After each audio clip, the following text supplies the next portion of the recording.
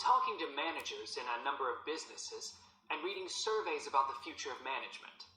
And what I'm going to present in this seminar is a few ideas about how the activity is likely to change in the next 10 years.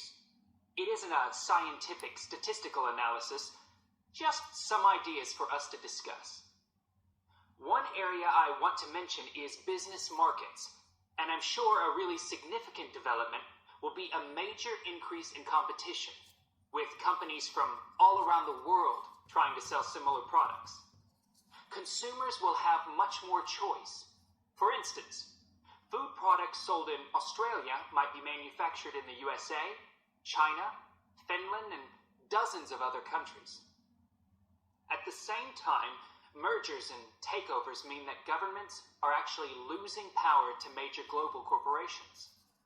We can probably all think of companies that exert a great deal of influence, which may be good for consumers. A third point I want to make about markets is that in the rapidly expanding economies, such as India, China, Brazil, and Russia, demand is growing very fast. This is putting pressure on resources all over the world. I think businesses are becoming more open to external influences. In particular, companies are consulting customers more and more before making their business decisions. Companies are finding out what they want and providing it, instead of making products and then trying to sell them, which is the model of years ago. Another influence is that concerns about the environment will force manufacturers to extend product life cycles to reduce the amount of pollution and waste. And, in some cases, regulation will need to be strengthened. Many societies are much more fluid and democratic, and the structure of companies is changing to reflect that.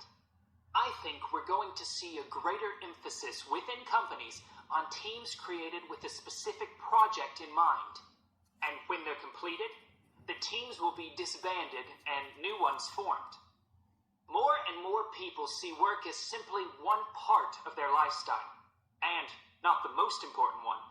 And as the workforce is shrinking in some countries, businesses are having to compete for staff instead of being able to choose among a lot of applicants.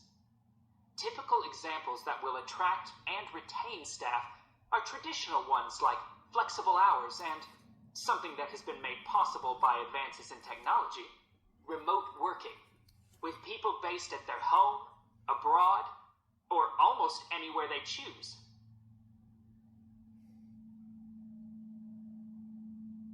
Management styles will almost certainly continue to change. Senior managers will require a lot more than the efficiency that they've always needed.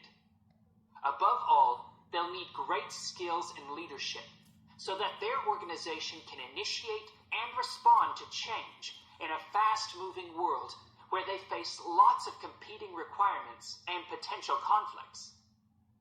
In most of the world, the senior managers of large businesses are mainly men in their 50s and 60s. The predominant style of management will almost certainly become more consultative and collaborative, caused, above all, by more women moving into senior management positions. Many of the changes are influenced by developments in the wider economy. The traditional emphasis of business was manufacturing, and of course the service sector is very important. But we shouldn't overlook the growing financial contribution of IP, that is, intellectual property. Some books and films generate enormous sums from the sale of related DVDs, music, games, clothes, and so on. Another point I'd like to make is that although I've been talking about companies, one trend that they have to face is the move away from people working for the same employer for years. Instead, more and more people are becoming self-employed to gain the freedom and control over their lives that they're unlikely to get from being employed. Okay, well, that's all I want to say. So let's open it up for discussion.